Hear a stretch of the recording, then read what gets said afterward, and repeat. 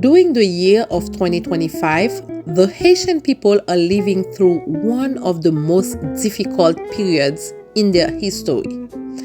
Violence, high cost of living, hunger, electricity problems, lack of jobs, and insecurity in all its forms. Haiti is suffering. Many of us living abroad are also facing hardships because we have become people without real protection in several countries, without a strong government to speak and stand for us on the international stage. This has made our situation even more complicated, and our minds are not at peace.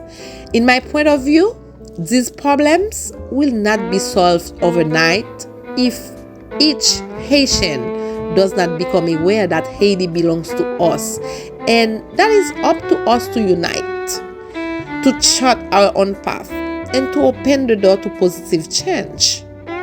Among our fundamental rights, education is one of the most important. And within education, we find etiquette and protocol, which help us build principles, respect, discipline, and proper behavior in all our actions. This is one of the reasons why I choose to teach etiquette in Creole, to help more children, youth, and adults cultivate values that develop confidence, respect, and strong principles in their lives.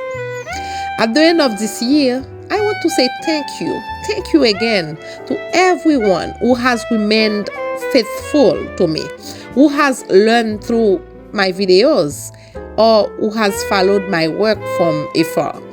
My gratitude goes out to you all, my followers, everybody. And as we close the year, I want to tell you that the greatest etiquette to practice is the etiquette of reflection, because it can help you make better decisions in your life, help you see the path of hope, and encourage you to forgive. I wish you Happy New Year 2026, and I love you all.